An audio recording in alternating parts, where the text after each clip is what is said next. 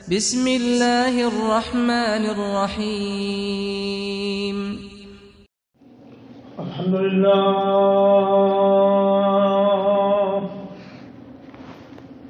لله رب العالمين، والصلاة والسلام على سيد الرسل وخاتم النبيين محمد وعلى آله وصحبه أجمعين.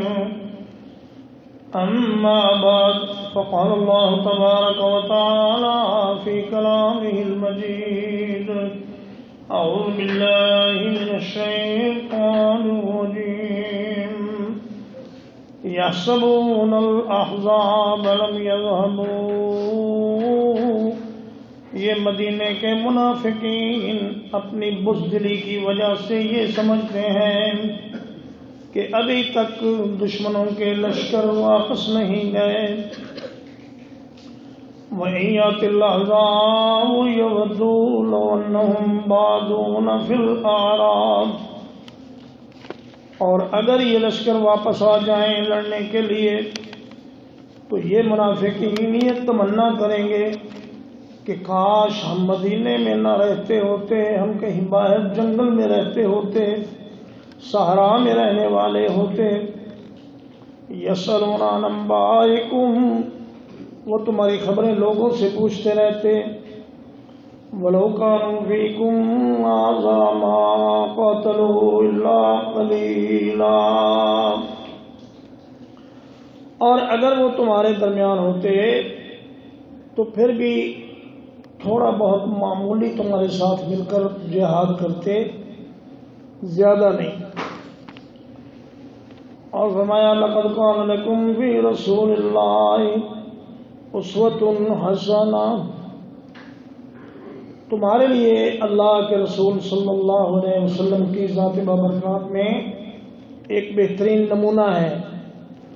لمن كان يرجو الله واليوم الآخر وذکر اللہ کثیرا. اس آدمی کے لیے جو اللہ سے ملاقات کی امید رکھتا ہو، آخرت کے دن کی امید رکھتا ہو، اور اللہ کا ذکر بہت زیادہ کرنے والا. میرے بھائیوں اور دوستوں، 5ویں ہجری میں کافروں نے اور یہودیوں نے سوچا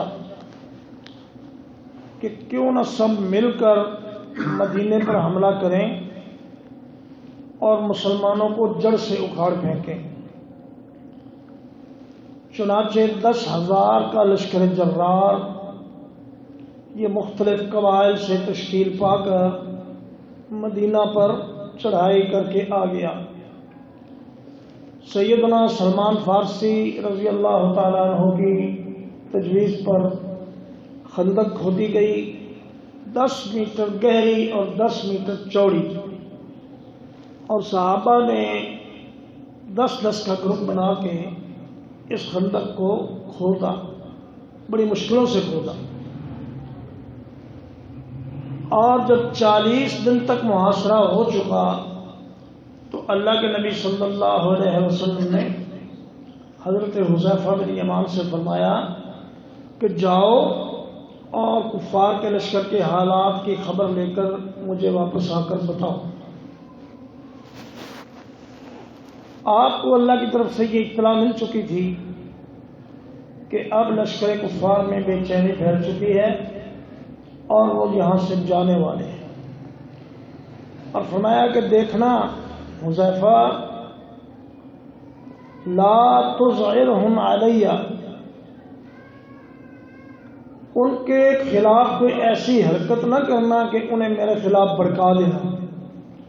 مطلب یہ کہ ان کا کوئی مردہ شدہ نہ مار دینا. وہاں جا کے خاموشی سے خفیہ طریقے سے ان کی صفوں میں داخل ہو جاؤ اور دیکھو کہ وہ کیا کہہ رہے ہیں، کیا بات چیت کر رہے ہیں. وہ کہتے ہیں بڑی ٹھنڈی رات تھی، اندھیرا گھپ اندھیرا تھا، کوئی لائٹیں تو تھی نہیں، اس وقت بیٹریاں بھی نہیں تھیں. تو پہنچے، بہرحال خندق کو بھی عبور کر کے جانا تھا، بڑی مشکلوں سے وہاں پہنچے.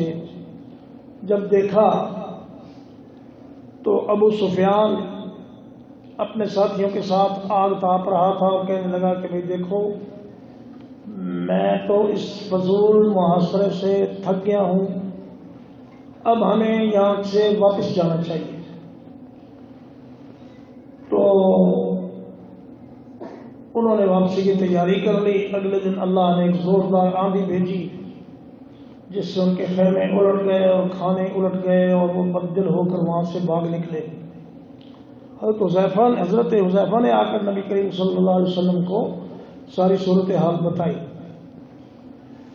تو اللہ نے فرمایا کہ یہ جو منافق ہیں یہ اپنی بزدلی اور کمزور ایمان کی وجہ سے یہ ابھی تک یہ سمجھ رہے ہیں کہ وہ لشکر واپس نہیں گئے، حالانکہ وہ لشکر چلے گئے تھے، اور اگر وہ لشکر واپس آ جائیں دوبارہ تو یہ منافقین یہ کہیں گے کہ کاش ہم مدینے میں رہتے ہی نہ، ہم تو کہیں صحرا میں رہتے، مسلمانوں کی خبریں بعض لوگوں سے پوچھتے رہتے کہ ہاں جی مسلمان بچے کہ مرے، ان کا نام و نشان ہے کہ ختم ہو گیا، وہ تمہاری ہزیمت کا انتظار کرتے باہر بیٹھ کر۔ اور فرمایا اگر وہ تمہارے اندر بھی ہوتے تو ما قاتلوا الا قلیلا، وہ تمہارے ساتھ تھوڑا ہی مل کر لڑتے، یعنی کہ کوئی کسی کو تھوڑا بہت پتھر مار دیتے یا ایک آدھ تیر چلا دیتے، بس اس سے زیادہ انہوں نے کچھ نہیں کرنا تھا۔ فرمایا لقد كان لكم اسوة حسنة في رسول الله اسوة حسنة، اللہ کے رسول صلی اللہ علیہ وسلم کی زندگی میں تمہارے لیے ایک بڑا بہترین نمونہ ہے۔ میرے نبی کی شجاعت، ان کا صبر اور ان کی اللہ پر یقین اور بھروسے کی کیفیت اور مضبوط ایمان اور جذبہ جہاد اور بھوک برداشت کرنا۔ ایک کمزور سی روایت میں آتا ہے کہ صحابہ نے کہا یا رسول اللہ ہم نے پیٹ پر پتھر باندھ لیے ہیں بھوک کی وجہ سے، تو اللہ کے نبی صلی اللہ علیہ وسلم نے اپنا کپڑا اٹھا کر دکھایا کہ تم نے ایک پتھر باندھا ہوا ہے، میں نے 2 پتھر باندھے ہوئے ہیں۔ یہ ایسا سالار لشکر تھا کہ جو دوسروں سے کم کھاتا اور کام زیادہ کرتا۔ آپ صلی اللہ علیہ وسلم مٹی کی ٹوکریاں اٹھا اٹھا کر خدمت کی مٹی کو ایک طرف لے جا رہے ہیں اور صحابہ کے ساتھ مل کر کام کر رہے ہیں۔ تو فرمایا ان کی زندگی کو اختیار کرو اے مسلمانوں، اے قیامت تک آنے والے لوگوں، اگر تم کامیاب زندگی گزارنا چاہتے تو اپنی زندگی کو صبح بیدار ہونے سے لے کر رات بستر پر سونے تک اللہ کے رسول صلی اللہ علیہ وسلم کی زندگی کی مطابق بناؤ۔ یہ دیکھو کہ آپ جب اٹھتے تو کیا پڑھتے تھے، جب آپ بیت الخلا جاتے تو کیا پڑھتے تھے، پھر جب آپ مسجد کے لیے نکلتے تو کیا پڑھتے تھے، مسجد میں داخل ہونے وقت کیا پڑھتے تھے، مسجد سے خارج ہوتے وقت کیا پڑھتے۔ یہ ساری دعائیں ہمیں اکثر تو یاد ہیں، جو نہیں یاد ان کو یاد کر لیں، اور یہ دعائیں کوئی زیادہ نہیں ہیں۔ صبح سے لے کر شام تک آپ صلی اللہ علیہ وسلم کی ہر سنت کو اپنانے کی کوشش کریں تو انشاءاللہ یہ جنت کا راستہ ہے اور سیدھا اللہ کے رضا اور بہشت تک جاتا ہے۔ فرمایا لمن کان یرجو اللہ، اللہ کے نبی کی سنت پر وہی چلے گا جس کو اللہ سے ملاقات کی امید ہو، جس کو یوم آخرت میں اللہ کے سامنے پیش ہونے کا یقین ہو، اور جو اللہ کا ذکر بڑی کثرت سے کرے۔ معلوم ہوا کثرت سے ذکر کرنے والے کو اللہ تعالیٰ سنت پر عمل کی بھی توفیق عطا فرما دیتا ہے۔ وذکر اللہ کثیرا، بہت زیادہ اللہ کا ذکر۔ فرمایا یا ایھا الذین آمنوا اذکروا اللہ ذکرا کثیرا وسبحوہ بکرۃ واصیلا۔ اے ایمان والو، اللہ کا ذکر بہت زیادہ کرو، ہر وقت چلتے پھرتے بیٹھتے سوتے لیٹتے باتیں کم کرو، اللہ کا ذکر زیادہ کرو اور اس کی تسبیح بیان کرو۔